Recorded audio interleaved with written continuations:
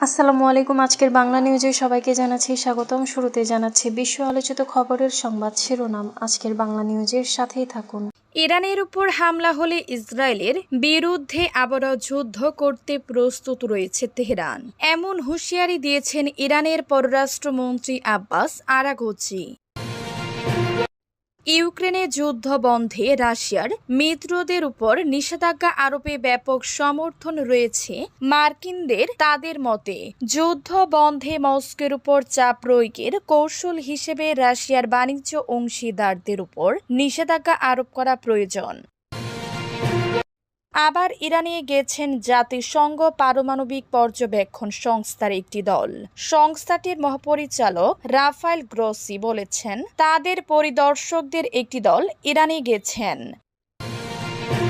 ভারত সিন্ধু পানি চুক্তি আইডব্লিউটি থেকে নিজেদের অংশগ্রহণ স্থগিত করার ঘোষণা দিয়েছেন, যে কারণে সিন্ধুর পানি প্রবাহ বন্ধ করাকে যুদ্ধ ঘোষণার সমান বলেছে পাকিস্তান। আফগানিস্তানের পূর্ব অঞ্চলে একটি বাস উল্টে কমপক্ষে ২৫ জন নিহত এবং আরও ২৭ জন আহত হয়েছে।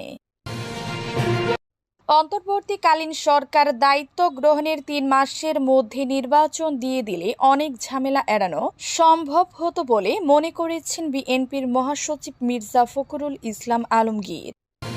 আবার ইরানে জাতিসংঘ পারমাণবিক পর্যবেক্ষক সংস্থা।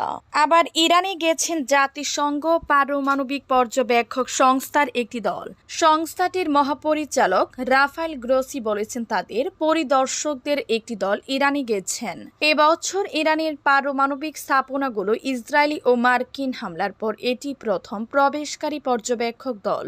ইরান ও জাতিসংঘের আন্তর্জাতিক পরমাণু শক্তি সংস্থার আইএএ পর্যবেক্ষক দল দেশটিতে প্রবেশের তথ্য নিশ্চিত করেছে। ইরানের পররাষ্ট্রমন্ত্রী আব্বাস আরাগচি এই তথ্য নিশ্চিত করেছেন। তবে তিনি বলেছেন, আইও এর সঙ্গে সহযোগিতার বিষয় নিয়ে এখনো চূড়ান্ত চুক্তি হয়নি। গত জুন মাসে ইসরায়েলের সঙ্গে ১২ দিনের যুদ্ধের পর তেহরান তার পারমাণবিক স্থাপনাগুলো ইসরায়েলি ও মার্কিন হামলার নিন্দা জানাতে ওইএএ এর ব্যর্থতার দিকে ইঙ্গিত করে জাতিসংঘের আন্তর্জাতিক পরমাণু শক্তি সংস্থা আইএএ এর সঙ্গে সহযোগিতা স্থগিত করে। আবারও ইসরায়েলের সাথে যুদ্ধ করতে প্রস্তুত ইরান, হুঁশিয়ারি তেহরানের। ইরানের উপর হামলা হলে ইসরায়েলের বিরুদ্ধে আবার যুদ্ধ করতে প্রস্তুত রয়েছে তেহরান, এমন হুঁশিয়ারি দিয়েছেন ইরানের পররাষ্ট্রমন্ত্রী আব্বাস আরাগচি। সৌদি আরবের জেদ্দায় অনুষ্ঠিত ইসলামী সহযোগিতা সংস্থা ওআইসির পররাষ্ট্রমন্ত্রীদের সম্মেলনে অংশগ্রহণ শেষে সংবাদ মাধ্যমকে দেয়া এক সাক্ষাৎকারে এই মন্তব্য করেন তিনি। বুধবার এ সংক্রান্ত একটি প্রতিবেদন প্রকাশ করেছে ইসরায়েলি সংবাদ মাধ্যম জেরুজালিম পোস্ট। আরাগচি বলেন, সম্প্রতি ইসরায়েলের সঙ্গে ১২ দিনের যুদ্ধে কোনো মূল সমস্যার সমাধান হয়নি। তিনি দাবি করেন, যুদ্ধবিরতির প্রস্তাব ইরান দেয়নি এবং ইসরায়েলে বিনা শর্তে যুদ্ধবিরতিতে সম্মত হয় এবং তেহরান সেই প্রস্তাব মেনে নেয়। তিনি আরও বলেন, বিশ্বতে যদি ইরানের উপর আবার হামলা হয় তাহলে আগের চেয়ে কঠোর জবাব দেয়া হবে। ওআইসি সম্মেলনে তিনি মধ্যপ্রাচ্যে ইসরায়েলের আগ্রাসন বন্ধে একসাথে কাজ করার আহ্বান জানান এবং আরব দেশগুলিকে আরও সক্রিয় ভূমিকা রাখার তাগিদ দেন। আফগানিস্তানের বাস দুর্ঘটনায় নিহত ২৫। আফগানিস্তানের পূর্বাঞ্চলে বুধবার একটি বাস উল্টে কমপক্ষে ২৫ জন নিহত এবং আরও ২৭ জন আহত হয়েছে।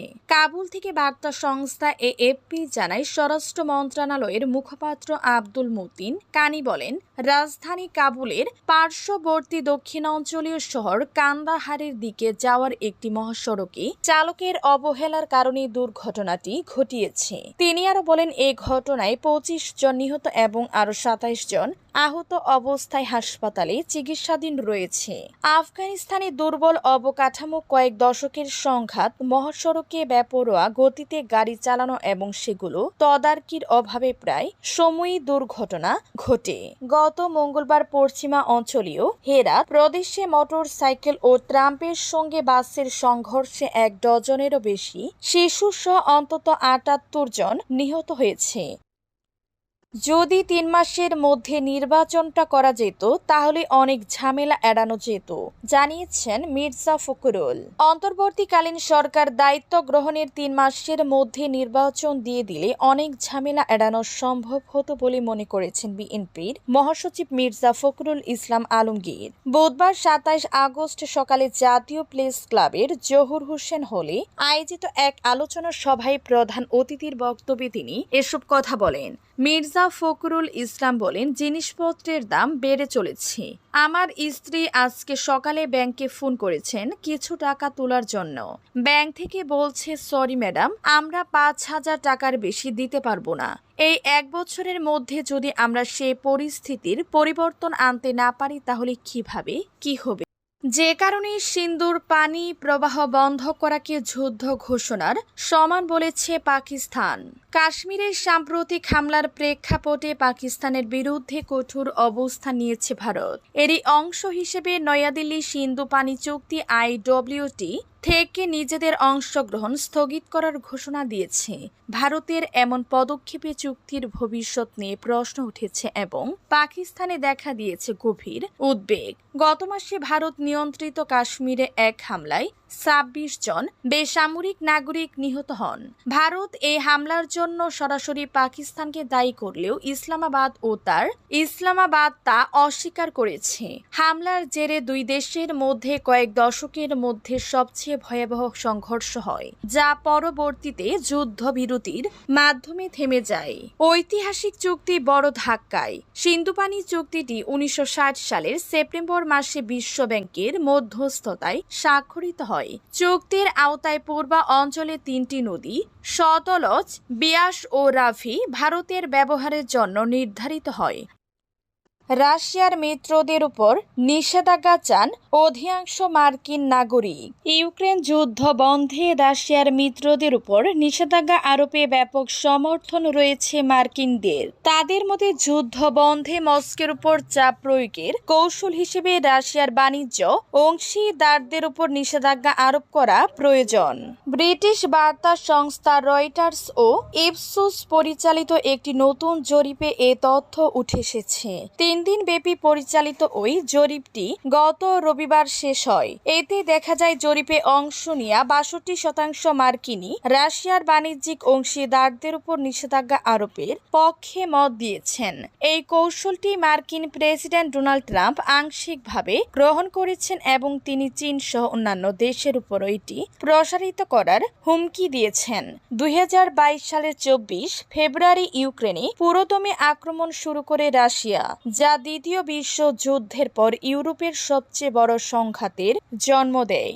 বিশেষজ্ঞদের মতে এই যুদ্ধে উভয় পক্ষের ১০ লাখেরও বেশি মানুষ নিহত ও আহত হয়েছে, যার মধ্যে হাজার হাজার বেসামরিক নাগরিকও রয়েছে, যাদের বেশিরভাগই ইউক্রেনীয়।